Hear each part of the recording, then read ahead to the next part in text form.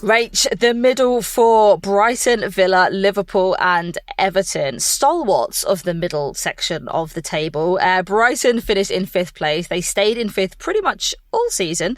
How much progress do we think we've actually seen under Dario Vidicic this season? I mean, their highlights definitely have to include beating Arsenal and drawing with Chelsea. You had them down, Rach, as this season's overachievers. I had Crystal Bloody Palace, didn't I? Crystal Bloody Palace. Obviously not affected or impacted in any way by my Palace bias. Not at all. No, completely unbiased myself. But yeah, Brighton pretty much been, I wouldn't say the most consistent. I think they definitely had a very good start to the season, which kind of meant that middle place was kind of secured. But how would we rate their overall season if we had to? I agree. I think consistency probably let them down. I think they started the season really well, and I think a lot of that was partially down to the fact that people didn't know what to expect from Brighton. So when they came out playing the way they did, I think it surprised a lot of teams. And I think Dario did a good job of getting players to buy into his style quite quickly and getting players to settle quite quickly, particularly the new players settling in quite quickly. Did some great summer signings as well. I think it's quite natural for the wheels to come off a little bit in a manager's first season sometimes. I think once people started to figure out where their weaknesses were, which was their incessant desire to play out from the back at all costs at times. Oh, no, I rated that at the start of the season, though. Like, even when it wasn't going to plan. Yeah, for sure. But I think you have to go through that. Like, it just feels like teething problems. Like, you just have to ride it out. And that's when you have those understandable moments where the wheels come off a little bit. And I think we saw that. And it's that experience as a group together within a new style to work out how to get back on track. So I think we saw that towards the latter parts of this end of the season, not so much the beginning of the year. They didn't have a great start to the year. But I think a lot of that is that teething problems of committing to a style, and when things are going difficult, not reverting back to their old ways of doing things and stuff like that. So a difficult team to come up against. They made things difficult for players. I think Dario showed he was a good manager in terms of understanding where he could exploit opposition. And I think seeing how they played against teams like your Arsenals, your Chelseas and Cities and stuff like that, and knowing where they could pick things off with the quality they had to then be able to finish those opportunities, I was very impressed with. But I think, they maybe dropped off a little bit more than I expected, but I'm not surprised that they managed to hang on to 5th. I do feel like they gave other teams the opportunity numerous times to take that 5th place mantle, but nobody wanted it.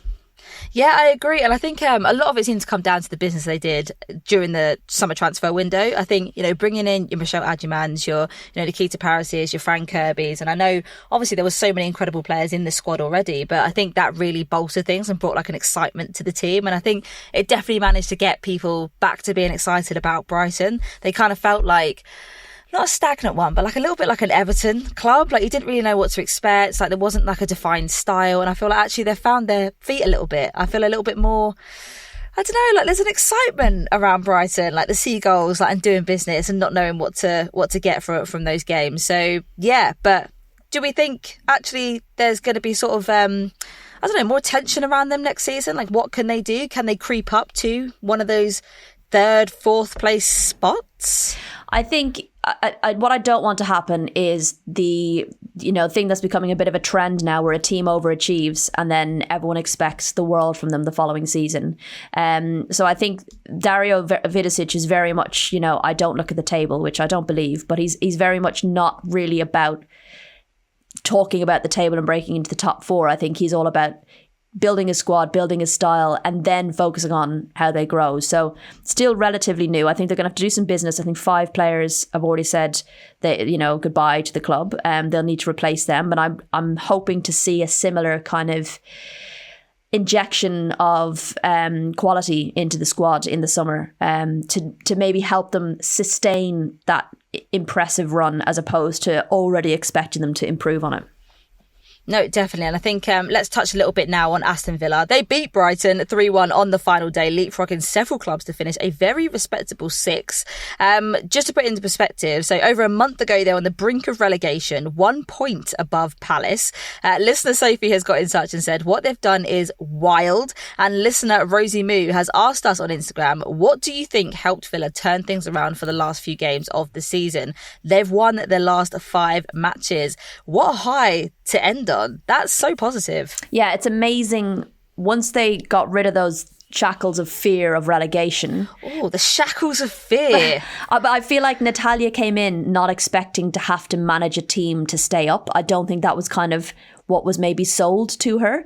And suddenly she came in and didn't have time to try and implement a style. They had to stay up. They had to do what they needed to do in games to win them and get points and get themselves away from relegation. And I think once they did that, they were playing with freedom, with creativity. She was able to say, like, we're going to do this, we're going to try that. She got more out of players because they were playing with that lack of fear.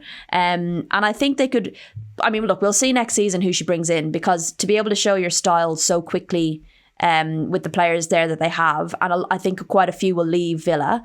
It will be interesting to see who she brings in to then try and push them on a little bit further, so they could come back with their disruptors hat on again. Because I think Natalia could be quite an interesting coach to watch.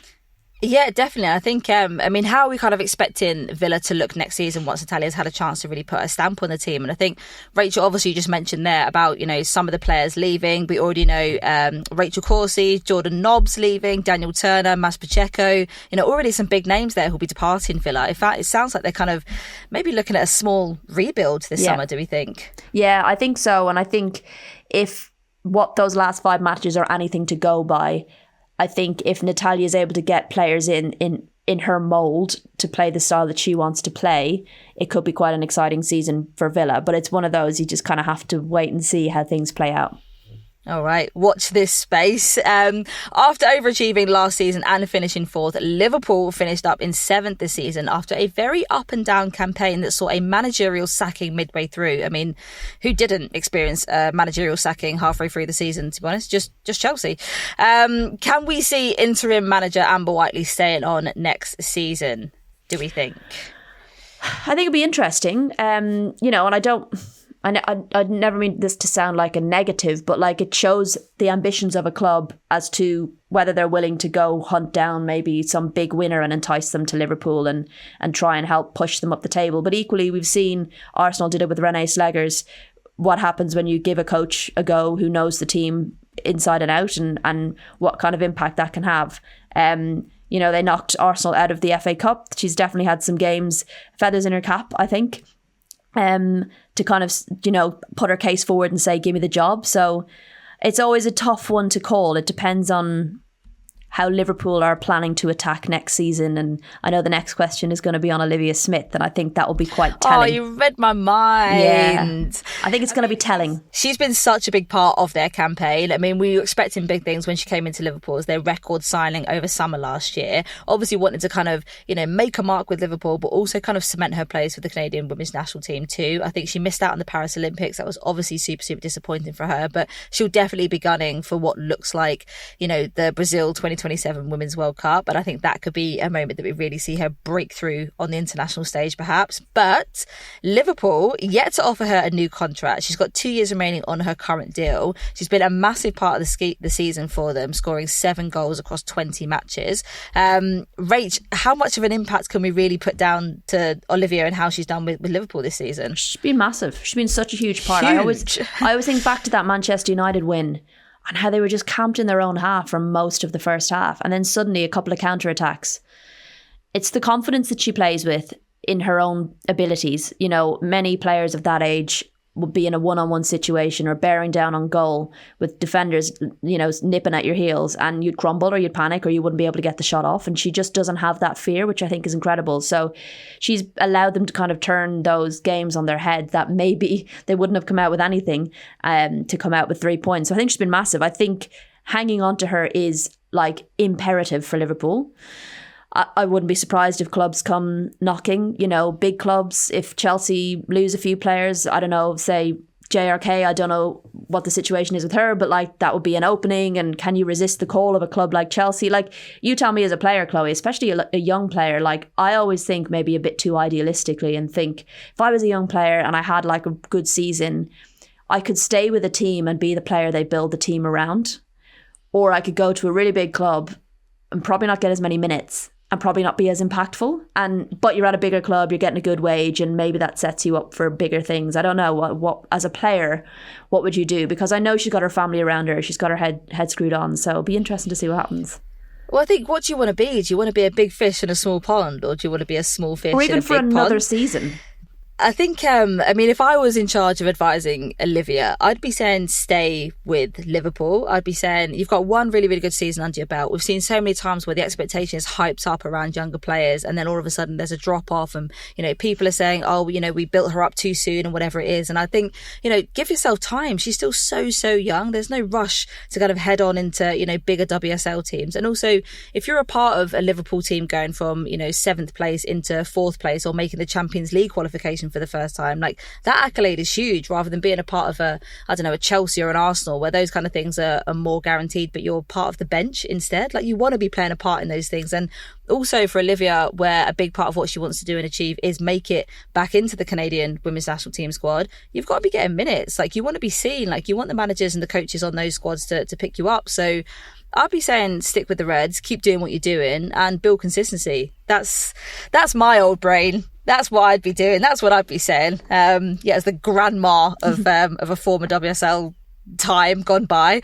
Let's talk a little bit then about Everton. They finished up in 8th on 24 points. We spoke all about their season recently with their number one, Courtney Brosnan. That was such a good episode. So much fun. Definitely check that out if you haven't already. You can find it in all of your usual podcast places. Just search Upfront or watch the interview on our YouTube channel. I think for Everton, you can sum up their season very quickly in that they had a bad start to the season, had some key injuries in the first half. What was going on behind the scenes of the club hanging over them, and then as soon as that got fixed and they brought in a couple of new players, things started to click. They started playing with a bit of confidence, and you know, a couple of weeks ago there were so many teams that could have finished 5th or 6th, and they were one of them.